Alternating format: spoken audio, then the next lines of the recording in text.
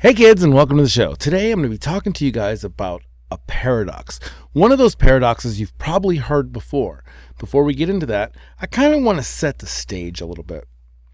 So often we try to explain who God is, and oftentimes that is someone who is trying to disprove God. And we find them making arguments that are only half true or don't really have a set foundation of where they're making their arguments from. So those facts can come from a bunch of different resources, but when you change your resources or your references every time your argument crumbles, then you really don't have a good argument. What I'm saying is we have to start with a fundamental understanding of facts. So this channel is about me talking to my children, you guys, and I want you guys to understand that for what I discuss and how I discuss it, it comes from a place of faith. For me, it is the Roman Catholic faith, and I'm really excited to share that with you. And I love having discussions about faith, so I would love for you to ask these kind of questions in the comments and like and do all that stuff. That really helps the channel because we do this as a labor of love. We're not making any money off our YouTube channel, but we will once we get more subscribers. So if you like our show and kind of our content, please, by all means, leave comments, help us get better, and share with your friends. So today we're going to talk about two paradoxes. And if you like these, we'll do more. So let's do two. One, aliens. Two, can God make a rock so big that he can't lift? Let's start with aliens. Do aliens exist? That's a really tough question because people say that we haven't actually encountered them. There are some people in the world that will have a different take on that because they have been encountered. And some of those stories are a little spooky, right? Probes and everything. But the paradox is we see these pictures coming back now, right, from this amazing telescope. And we're seeing images of galaxies. When I was little, the galaxy was about as big as we understood. We had the sun and we had everything out to Pluto until they got rid of Pluto and then brought Pluto back. I'm a Pluto guy. Team Pluto. If you're Team Pluto, let us know in the comments. So we have this galaxy that in my youth was the entire universe. Then all of a sudden we find out that we actually have more planets out there, more galaxies, more suns, and they just continue to go off and into space, and they're going and they're moving and they're flying away from us. I mean, like we're just jetting through space is what the new theory is. So we're spinning around our sun is spinning around another thing, and there's just this big cone going through space. So people ask, if there are aliens, why haven't we seen them? Obviously, there has to be aliens out there, and we haven't seen them, I think, for one simple reason. We think we're smarter than we are. There are a few reasons why we may never have seen aliens. One, this thing that we call our universe with our galaxies could just be our terrarium, our tank. Our creator could have created us in this environment, and everything spins and does what it needs to do in order to keep us safe. And as we continue to drill oil and destroy our environment and pollute our environment, God expands the universe to continue to spin it to kind of correct all the mistakes we're making. I think that's where we're at. I think that God is in this everlasting, infinite state of creation. I can't imagine that someone as caring and as loving as our God that would create all this would just stop creating. So I think that our universe, everything that we are, is all about keeping our little planet spinning where it's supposed to spin.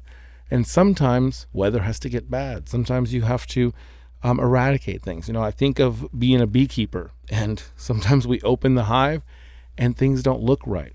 Sometimes inside the hive there's a bad smell because something has started to rot. There might be different insects in there that are stealing the honey or killing the bees. The queen might have disappeared. And a lot of different things can happen in that hive. And as a beekeeper, we try our best to make changes so that the bees can thrive. However, sometimes bees they're going to die, and that's the way humans are. God makes changes in our lives and around us all the time, and those changes are to help us thrive. Now, if we don't choose to follow those changes or to make those changes ourselves and take advantage of the things that God has placed before us, then we're not going to thrive. We are going to die on the vine. And so I would say that we probably do have something else out there. It's so big. But at the same time, why is it important? Because, as we know, God can be anything and anywhere. And he can do anything. And that brings me to my next topic. Can God create a stone that he himself cannot lift? And people have argued this back and forth. No, he can't pick. If he makes it so big and he can't lift it, then he's not God. But if he can't create it, then he's not God. And there's this idea that God is, omnipresent, all those omnis. There's a lot of them. And I have a hard time pronouncing them when I'm reading them. That's why I'm not going to pronounce them now. But God is ever present. He's all known. He is the beginning, the end. He is through time and space. So can he lift this rock in our interpretation or our understanding of who God is? My answer is yes. 100% yes. And again, remember I said I talked about my faith being what drives my opinion? Well, let's go back to my faith. My faith is a Trinitarian faith. We believe in the Father, the Son, and the Holy Spirit. God in three parts of a Trinity. And so God, honoring his covenant with Abraham, came back to earth as Jesus Christ. And he became man. He took on manhood. And in that moment, God, who is man, and man is God, he doesn't have the strength to lift those huge rocks that God created. For example, there are mountains that Jesus could not lift. However, Jesus did say, if you have the faith of a mustard seed, you could tell that mountain to move. So we could say that God could move the mountain, but we didn't see him do it because I think God had to become completely human to really take on what it meant to honor the covenant with Abraham. And if you haven't read the covenant with Abraham, it really is a beautiful story. You should look it up and see that and how Christ meets that. So if you are a Trinitarian believer, if you believe in the Trinitarian God the Father, Son, and Holy Spirit, one God in three parts, then you kind of have to believe that God the Father coming down, becoming human as God the Son, could create a rock that he himself could not carry.